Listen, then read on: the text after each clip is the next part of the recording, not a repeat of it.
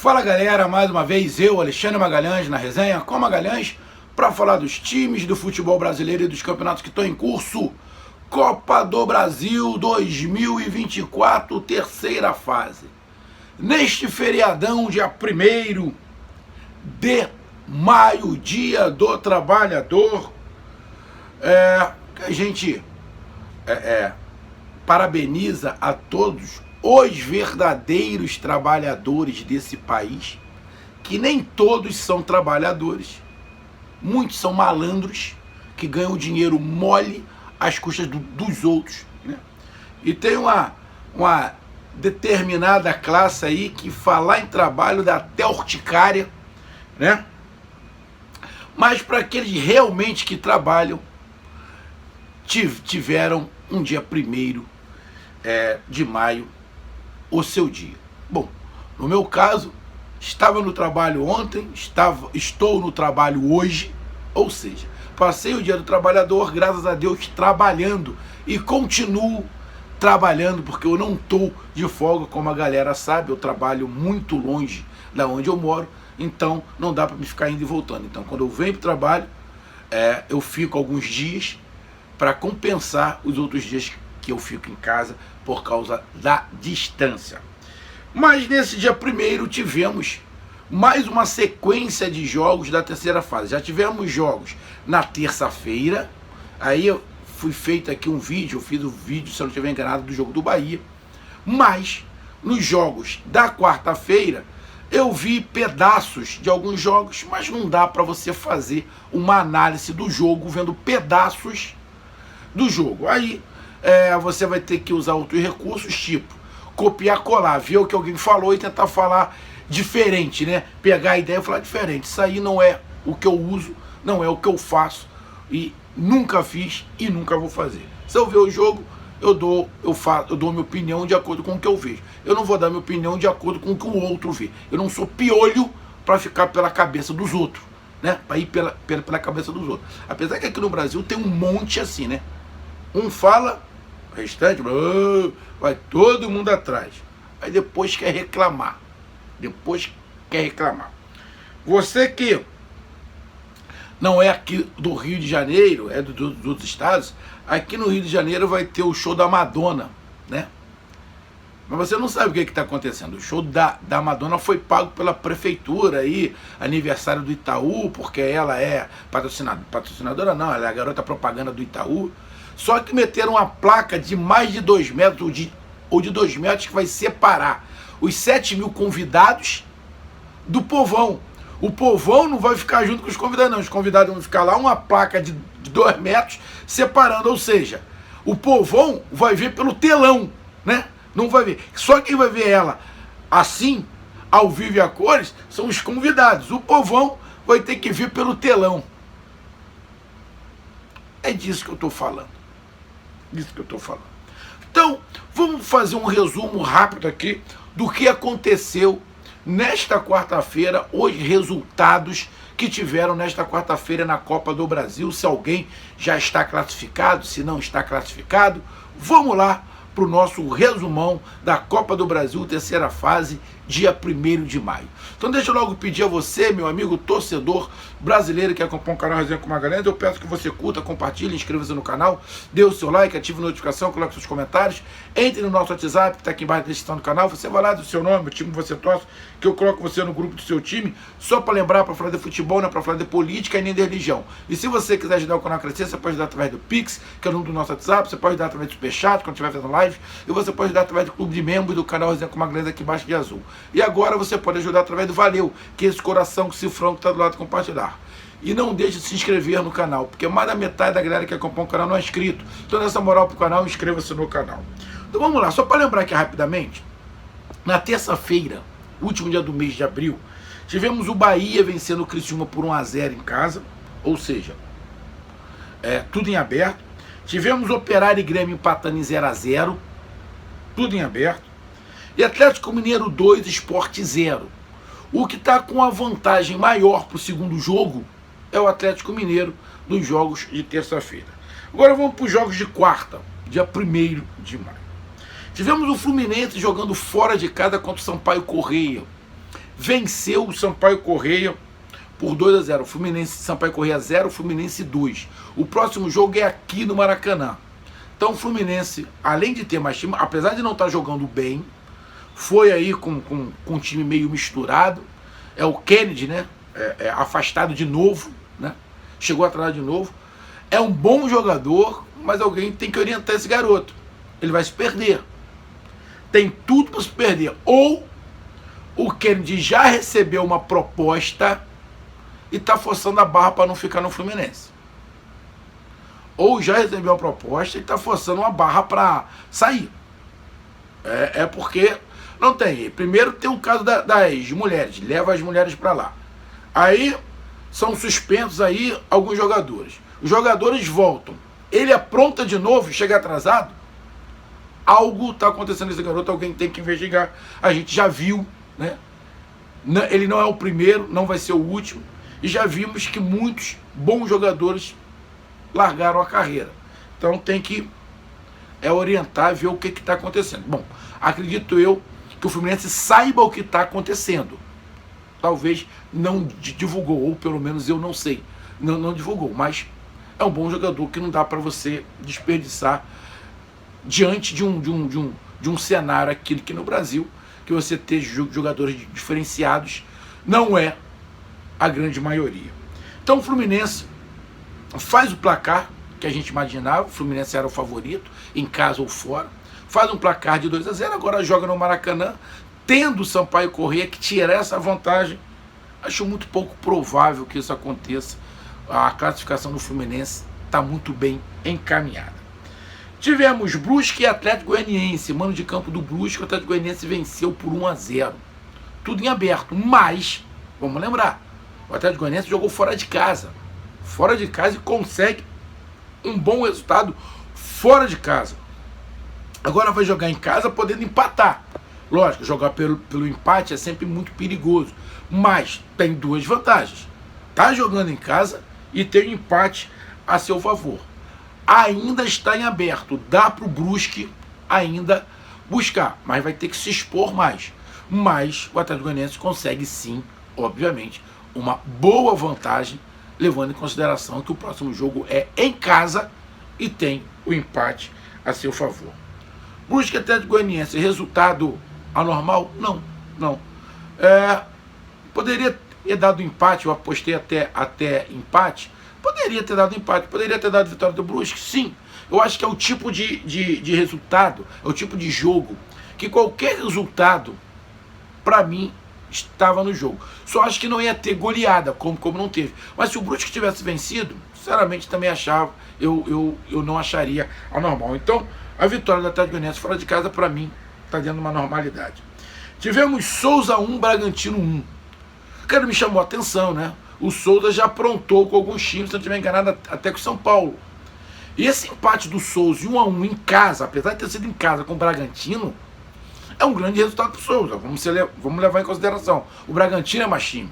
O Bragantino é melhor. O Bragantino é o favorito à classificação. Mas você ir para Bragança, tendo empate, e quem sabe conseguir um outro empate para levar para os pênaltis, pô, cara, tudo em aberto. Me chamou a atenção esse resultado? Sim. É um resultado, o Souza ter empatado, mesmo jogando em casa, com o Bragantino, realmente me chamou a atenção. Me chamou a atenção dos resultados que eu estou vendo aqui, é o que mais me chamou a atenção. Para mim, daria Bragantino. Não fácil, mas daria Bragantino. Então, é ruim para o Bragantino? Óbvio que não, porque agora ele vai jogar em casa, né? Porém, não tem um empate a seu favor. Vai ter que ganhar, porque se empatar, vai para os pênaltis. E aí, nos pênaltis, pode correr risco. Nos pênaltis, pode correr risco. Então, irmão, tudo em aberto. E para mim, esse resultado de empate foi melhor para o Souza, apesar de ter jogado em casa, do que para o Bragantino. Tivemos Ipiranga 2, Atlético Paranaense 1.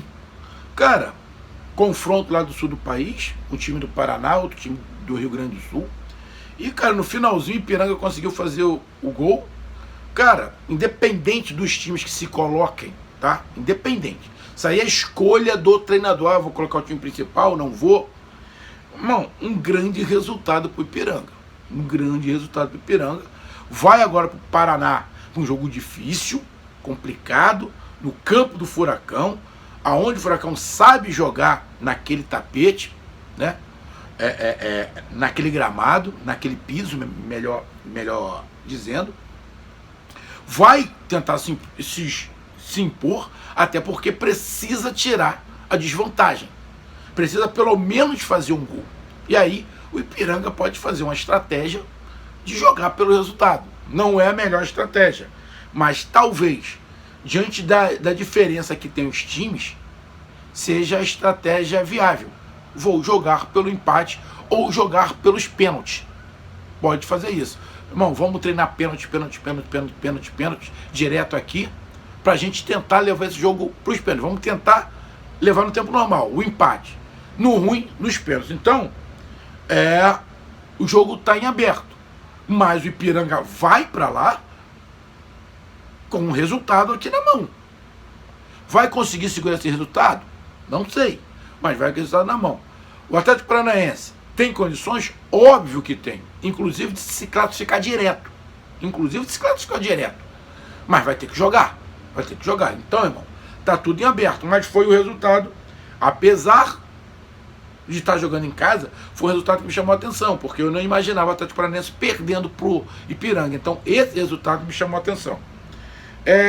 Tivemos Fortaleza 0, Vasco da Gama 0. Eu vi alguns pedaços desse jogo. Os pedaços que eu vi, tava um jogo bem franco. Mas como eu não vi o jogo todo, não dá para me falar, tá? Eu vou até ver o jogo todo agora, né? Quando der uma calmaria aqui no trabalho, eu vou dar uma olhada no jogo e posso até fazer um vídeo mais tarde. Mas para mim, logo dar uma pincelada, eu já dou logo a minha opinião. Placar absurdo? Não. Resultado absurdo? Também não. Para mim, o Fortaleza era o favorito, diante do momento do Fortaleza e o momento do Vasco. O momento do Fortaleza é muito melhor. O time do Fortaleza é melhor. Então, o resultado para o Vasco ter empatado fora de casa, esplêndido. O resultado para o Vasco foi sensacional. Agora vai decidir em casa. Esse que é o problema. O em casa do Vasco. A pressão da torcida. Mas como é daqui a um mês, de repente daqui a um mês, com um novo treinador, uma outra filosofia, em um outro momento, o Vasco pode viver um momento melhor e aí decidir a seu favor com a sua torcida. Mas o resultado de 0-0, na minha opinião, ficou melhor para o Vasco em relação ao resultado. Mas se o momento do Vasco for o que está hoje, vai ser complicado. O Fortaleza vai levar vantagem porque a torcida do Vasco vai pressionar. Só para lembrar, o último jogo do Vasco tomou de 4 do Criciúma e a torcida aplaudiu o Criciúma. O treinador caiu. Vamos ver o que acontece. Resultado foi ruim para o Fortaleza? Eu não digo que foi ruim, mas também não foi bom. O melhor para o Fortaleza era ter conseguido pelo menos uma vantagem mínima em casa, que fosse 1-0, para obrigar o Vasco a ter que se expor mais em casa e aí fazer uma estratégia ali de uma bola vertical, sair mais no contra-ataque para tentar matar o jogo. Também tudo em aberto, Fortaleza e Vasco. América de Natal 1, Corinthians 0. Se eu não estiver enganado, o Corinthians venceu de virada. Vou até dar uma olhada aqui. Exatamente. O América de Natal abriu o placar e de virada o Corinthians conseguiu virar. Grande resultado. Grande resultado do Corinthians, que agora joga em casa. Agora vai jogar em casa, perante a sua torcida no seu estádio, tendo um time melhor e tendo o resultado debaixo do braço. Se jogar com o resultado, a gente já sabe, pode se complicar. Mas aí vai obrigar o América a se expor. Se expondo, abre espaços para o Corinthians. Então o Corinthians consegue uma grande vantagem. Porém, não tem nada decidido. E para terminar, Flamengo 1, Amazonas 0. Também vi partes desse jogo. O momento que eu vi do jogo, o Flamengo era melhor. E no final do jogo, na minha opinião, pelo que eu vi, o Tite errou na hora de mudar o time. Na hora das trocas, o Tite errou. O time ficou sem criatividade, botou 4 atacantes com 2 no meio, o time não conseguia criar. O Amazonas se defendeu bem, tem um jogador pelo lado esquerdo do campo que causou alguns problemas ao sistema defensivo do Flamengo. O Flamengo, com algumas ausências, o Pulgar, o Arrascaeta, o Cebolinha, teve a volta do Gabigol, mas que também não contribuiu muito. Mas o Flamengo ganhou com o gol do Pedro de cabeça. É um resultado, o Flamengo vai lá jogar na arena lá de Manaus. A grande maioria da torcida vai continuar do Flamengo, porque o Manaus não tem uma torcida grande, muito pelo contrário, é um time novo. Então a torcida que vai estar lá é basicamente do Flamengo, se o estádio estiver lotado. Apesar de, eu escutei um papo, estão cobrando muito caro os ingressos para esse jogo. Acho que o Amazonas está querendo lucrar. Está errado? Não está errado. Qual é a outra oportunidade que o Amazonas vai ter de ter o Flamengo lá? Então, não sei se está tão errado assim. Os outros clubes fazem isso também, o Amazonas está fazendo, quer levantar uma pratinha. Não é legal com o público, né? Não é legal com o público, mas eu pelo menos entendo o lado do clube, tá? Resultado, o Flamengo leva uma vantagem mínima e o Amazonas leva para casa a possibilidade de classificação, porque 1-0 lá leva para os pênaltis, e no pênalti pode acontecer tudo. O Amazonas, obviamente, vai ter que agredir o Flamengo mais. O Flamengo com o Tite não vive um bom momento, porém é daqui a quase um mês. A gente não sabe qual o momento que o Flamengo vai estar. Se o Flamengo estiver no momento que está hoje, na minha opinião, o Amazonas tem chance. Se o Flamengo mudar para melhor, voltar a se encaixar, fica mais complicado para o Amazonas. E só para terminar aqui, acho que o problema do Flamengo não é jogador, é tático. O problema é tático. O Tite tem que encontrar a solução. E encontrar a solução nesse Flamengo não é muito difícil. Não é muito difícil. O que está faltando ao Flamengo? Mobilidade. Mobilidade. Tem que parar de ficar cada um no seu quadrado. E aí eu vou dar um exemplo. O meio-campo do Flamengo é um meio-campo com muita qualidade. Porém, está faltando mobilidade. E aí eu vou dar um exemplo de um time que tem um meio-campo muito parecido com o do Flamengo em relação à qualidade, que tem muita mobilidade. O do Bahia. O meio-campo do Bahia é muito parecido com o do Flamengo em relação à qualidade. Pode ter um ou outro ali que tem mais qualidade, mas tem características muito parecidas. A do Bahia e a do Flamengo. Só que a do Bahia, o Rogério Ceni faz o meio-campo girar. Eles não guardam posição, eles giram. O Flamengo está cada um no seu quadrado, ou seja, o jogo do Flamengo é posicional, cada um no seu quadrado. O do Bahia não. Então o do Bahia tem mais mobilidade. O que falta ao Flamengo é essa mobilidade. Eu só não sei se o Tite vai fazer, porque não é do feitio dele, não é da forma dele atuar. É por isso que eu não gosto da forma que o Tite bota os seus times. É justamente por causa disso. Eu gosto de time com mais mobilidade. E os times do Tite nunca foram com muita mobilidade. Foram cada um no seu quadrado, porque ele é mais posicional. Então, o Flamengo ganha, leva uma vantagem de 1-0 para lá. O empate é do Flamengo, mas nada decidido. De todos esses jogos que tivemos na quarta-feira, nenhum está fechado. Nenhum está classificado. Está tudo em aberto. Agora, quem tem mais vantagem, na minha opinião, é a dupla Atlético Mineiro e Fluminense, né? O Atlético Mineiro venceu de 2-0, o Fluminense venceu de 2-0.